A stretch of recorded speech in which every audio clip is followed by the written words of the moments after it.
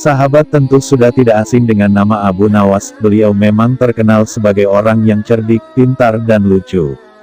Hampir semua umat muslim mengenal siapa itu Abu Nawas. Terkait Abu Nawas ini, ada kisah menarik yang patut kita tahu, yaitu kisah saat Abu Nawas merayu Tuhan Allah Subhanahu wa Ta'ala. Abu Nawas memang menjadi salah satu sosok populer dalam sejarah Islam. Ia dikenal sebagai penyair yang cerdik sekaligus jenaka. Semasa hidupnya Abu Nawas juga dekat dengan raja dan pemerintahan. Ia adalah seorang sufi yang sering memberikan petua penuh hikmah yang dipercaya oleh masyarakat. Diambil dari laman web harakah.co.id dengan judul Latihan Menghamba dengan Manja, ini cara merayu Tuhan ala Abu Nawas. Diuraikan bahwa Abu Nawas memang masyhur dikenal sebagai seorang ahli hikmah yang humoris dan cerdik. Tapi siapa sangka, Abu Nawas ternyata juga seorang sufi yang memiliki kedekatan khusus dengan Tuhan. Abu Nawas mungkin dikenal sebagai seorang yang lucu dan penuh dengan anekdot. Tapi siapa sangka, beliau sebenarnya adalah seorang sufi. Semasa hidupnya, beliau juga dikenal dekat dengan raja dan pemerintahan. Kalam nasihat dan celetukan-celetukannya yang penuh hikmah menjadikannya sebagai sosok penting kala itu di tengah-tengah masyarakat. Salah satu syair yang terkenal, yang konon katanya disusun oleh Abu Nawas adalah syair Ilahi Lastu. Syair ini hingga hari ini terus dibaca oleh umat Islam, khususnya di Indonesia. Di daerah Jawa bagian timur, syair Abu Nawas rutin dibaca setelah selesai salat Jumat. Syair tersebut, selain sederhana dan mudah dipahami, juga mengandung unsur makna yang dalam terkait ketidakberdayaan seorang hamba di hadapan Tuhannya.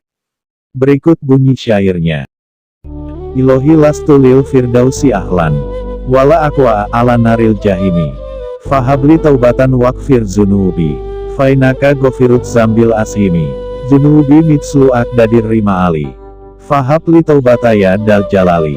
Wa umri nakisyun fikul yaumi, wa zambi zaidun kaifatima ali. Artinya, Tuhanku, aku tak layak menjadi penghuni Firdaus dan juga tak kuat menghadapi api neraka Jahim. Maka terimalah taubat dan ampuni dosaku. Karena Engkau adalah Maha Pengampun dosa. Dosaku bertebaran layaknya pasir. Terimalah taubatku wahai Zat yang penuh keagungan. Tiap hari umurku terus berkurang. Sedangkan dosaku terus bertambah, bagaimana aku akan memikulnya? Syair yang konon disusun oleh Abu Nawas di atas adalah syair rayuan kepada Tuhan agar Dia berkenan mengampuni dosa-dosa manusia yang terlampau banyak. Dalam bait-bait syair di atas kita mendapati kecerdasan dan kepiawaian beliau dalam menggunakan kata dan menyusun narasi. Seluruhnya teruntai menjadi satu susunan rayuan maut yang memaksa Tuhan untuk mengampuni dosa-dosa pembacanya. Orang yang memiliki kedekatan dengan Tuhan, tampaknya tidak lagi memiliki jarak yang menjadikannya takut ataupun khawatir terhadap Tuhan. Dia punya keyakinan kalau Tuhan adalah Zat yang penuh kasih sayang dan pemaaf.